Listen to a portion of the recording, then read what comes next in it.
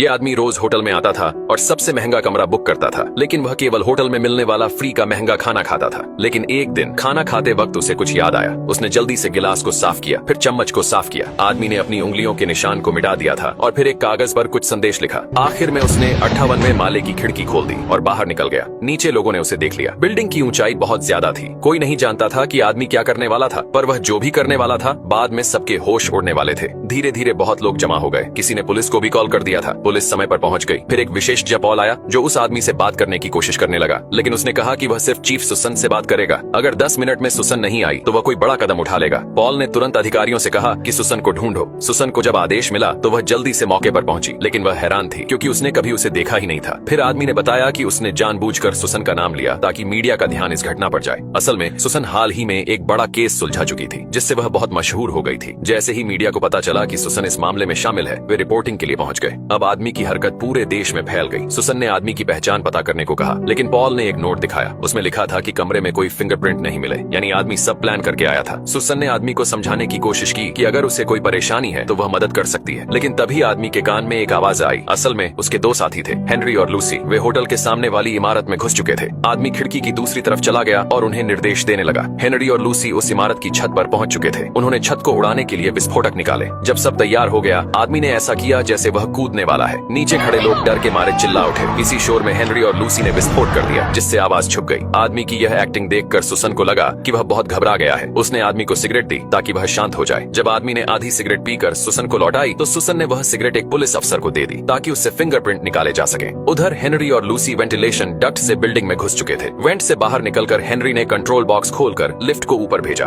और lift shaft से होकर ऊपरी मंजिल तक पहुंच गया ताकि कैमरे में न आए। हेनरी ने एक स्केटबोर्ड निकाला और लूसी ने फर्श से मिलता जुलता कपड़ा उसे ढकने के लिए इस्तेमाल किया। सिक्योरिटी गार्ड्स उस वक्त न्यूज देख रहे थे तो उन्हें कैमरे की अजीब फुटेज दिखी ही नहीं। हेनरी ने कैमरे के एंगल से कॉरिडोर की एक फोटो ली, उसे प्रिंट किया और कैमरे के सामने रख दिया। अब उन्हें लग रहा था कि सब ठीक चल रहा है, लेकिन तभी एक और मुसीबत सामने आ गई। उस कॉरिडोर में ऊपर एक सेंसर भी लगा हुआ था। इनकी मुसीबत और बढ़ गई थी। ये लोग सबसे बड़ी चोरी करने वाले थे।